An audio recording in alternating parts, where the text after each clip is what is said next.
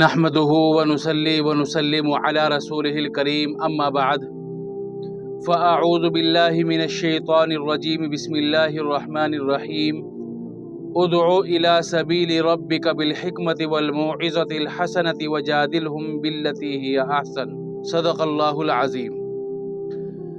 ابھی چند روز پہلے میوات میں اور نوح میں تبلیغی جماعت کا اجتماع ہوا۔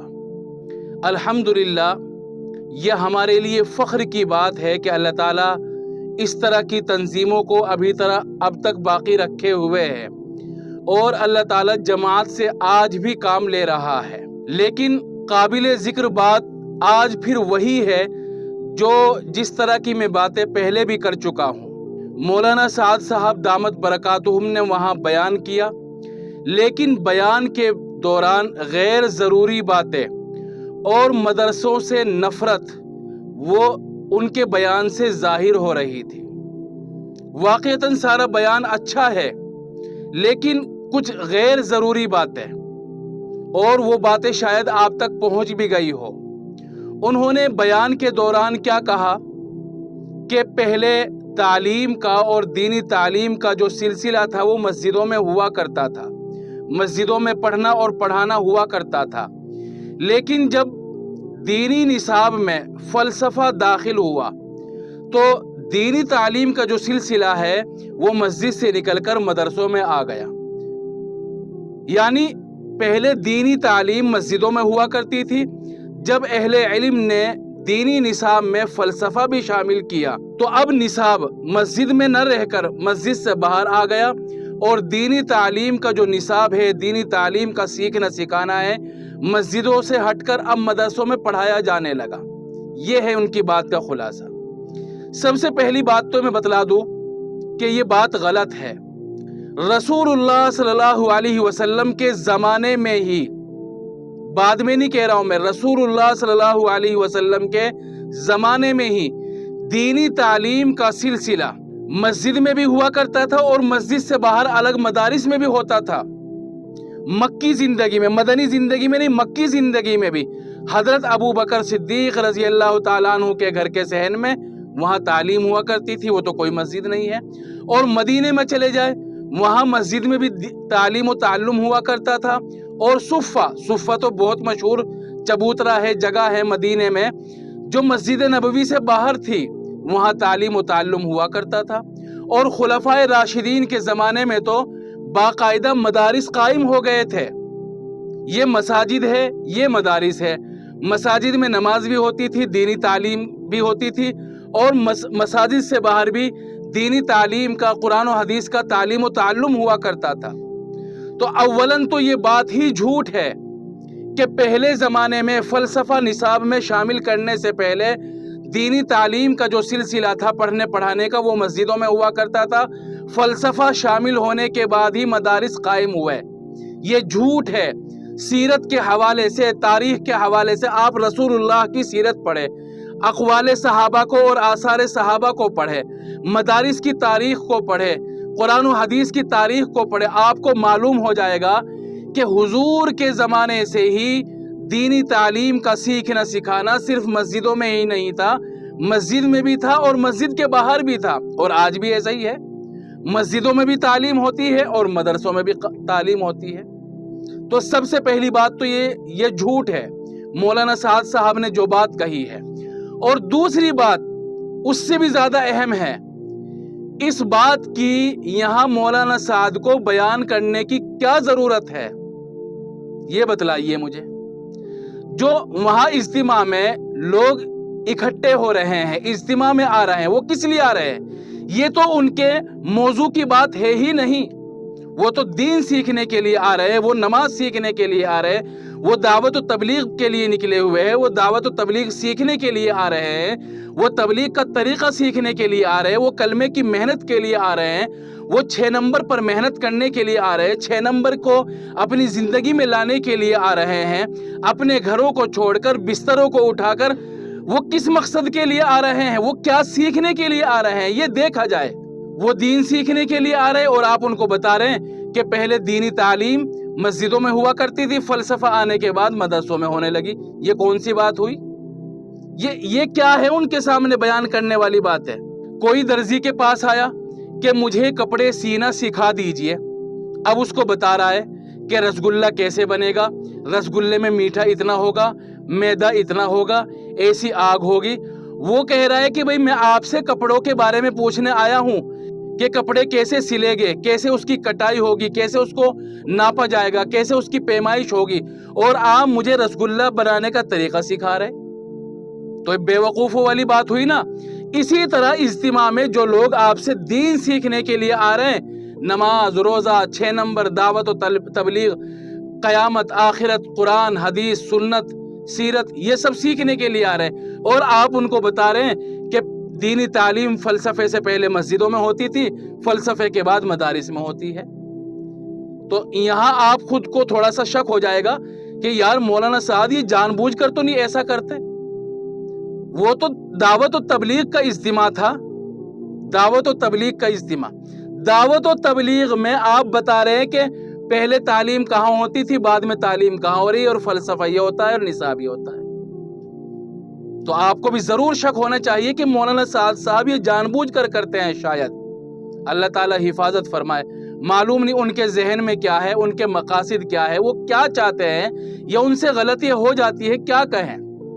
لگتا تو یہی ہے کہ وہ جان بوجھ کر ایسا کرتے ہیں، کیونکہ غلطی آدمی سے جو ہو جاتی ہے اتفاقاً، زبان جو پھسل جاتی ہے 1 مرتبہ، 2 مرتبہ، 4 مرتبہ، 10 مرتبہ، اور وہ جان بوجھ کر بار بار کرتے ہیں، اور اس پر ضد اور ہٹ دھرمی بھی کرتے ہیں۔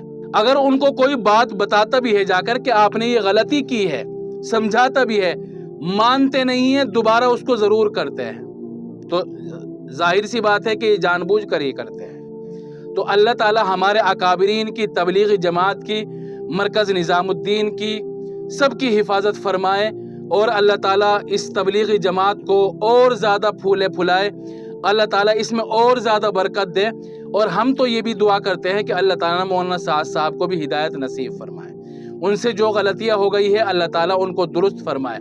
اچھا ایک اور دلیل دے دوں اس بات کی کہ مولانا سعد صاحب سے غلطی نہیں ہوتی، جان بوجھ کر کرتے ہیں۔ اب آپ دیکھ لو کہ تبلیغی جماعت میں نکلنے کو کتنا اہم قرار دیا جاتا ہے، کتنا زور دیا جاتا ہے۔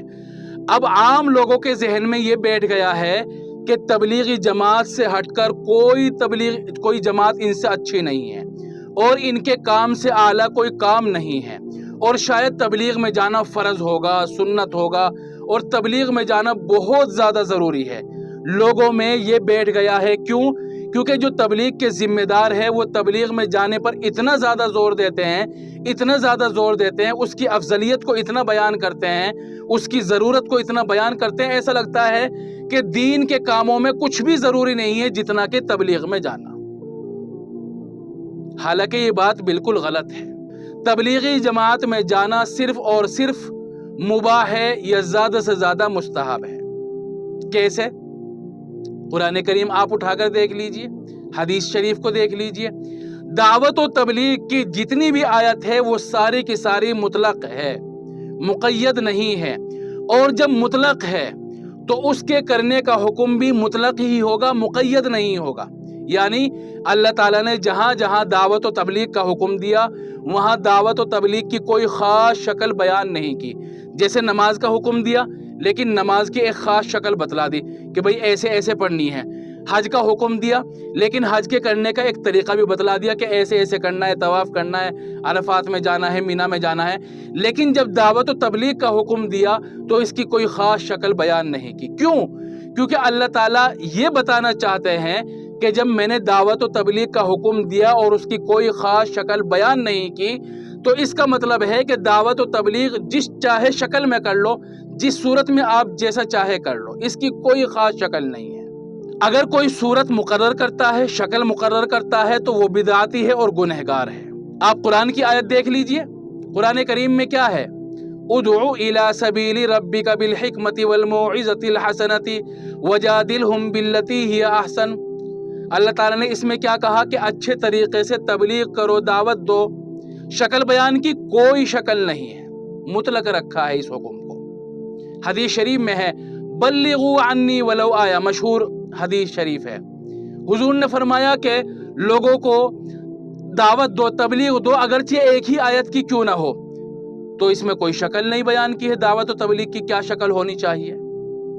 وَمَنْ أَحْسَنُ قَوْلًا مِّمَّنْ دَعَا إِلَى اللَّهِ وَعَمِلَ صَالِحًا وَقَالَ إِنَّنِي مِنَ الْمُسْلِمِينَ۔ اس میں بھی اللہ تعالیٰ نے دعوت کا حکم دیا لیکن کوئی خاص شکل بیان نہیں کی۔ جب اللہ تعالیٰ نے دعوت کی کوئی خاص شکل بیان نہیں کی تو اس کی خاص شکل کو مقرر کر لینا، اس پر ضد کرنا، اس پر ہٹ دھرمی دکھانا، اس پر اڑ جانا، تو یہ خالصتاً بدعت ہے اور گناہ ہے۔ میں یہ نہیں کہہ رہا ہوں کہ تبلیغی جماعت بدعت ہے، لیکن کچھ لوگوں کے ذہن یہی ہے کہ یہی دعوت و تبلیغ کا ذریعہ ہے اور جو اس میں جائے گا وہی نیک ہے، جو اس میں نہیں جائے گا وہ گنہگار ہوگا۔ تو ظاہر سی بات ہے ان کے حساب سے تو بدعت ہی ہوئی ہے تبلیغی جماعت۔ تو بہرحال کہنے کی بات یہ ہے کہ حضرت نے جو بیان دیا ہے سراسر ایک تو وہ غیر ضروری ہے، ضرورت ہی نہیں ہے، موضوع سے ہٹ کر ہے، اور دوسرے تاریخ کے حوالے سے بھی غلط ہے۔ اور میں آخر میں ایک بات کہنا چاہتا ہوں کہ دعوت و تبلیغ جو یہ جماعت ہے دعوت و تبلیغ کی، ماشاءاللہ بہت اچھی ہے، بہت اچھی ہے۔ اللہ تعالیٰ اس کو تا دیر قائم رکھے، اس کو نظر بد سے بچائے اور اللہ تعالیٰ اس کی حفاظت فرمائے۔ اس میں بہت ساری خرابیاں آ گئی ہے اور یہ خرابیاں چند لوگوں کی وجہ سے آئی ہے۔ ایک بڑی وجہ خرابیاں آنے کی، تبلیغی جماعت میں جو بگاڑ پیدا ہوتا جا رہا ہے، اس کی ایک بڑی وجہ یہ بھی ہے کہ جو اس کے اکابرین ہیں، اس کے ذمہ دار ہیں، انہوں نے تبلیغی جماعت کی حیثیت مقرر نہیں کی کہ بھئی یہ جو تبلیغی جماعت میں ہم جائیں گے 3 دن 40 دن 1 مہینہ 2 مہینہ 4 چلے سال، یہ فرض ہے، سنت ہے، مستحب ہے یا مباح ہے۔ آپ دیکھیں گے کہ بڑے بڑے اجتماعات ہوتے ہیں، بیانات ہوتے ہیں، مشورے ہوتے ہیں، لیکن کہیں بھی اس بات پر زور نہیں دیا جاتا کہ ہم یہ جو کام کر رہے ہیں یہ فرض ہے، واجب ہے، سنت ہے، نفل ہے، مستحب ہے یا مباح ہے۔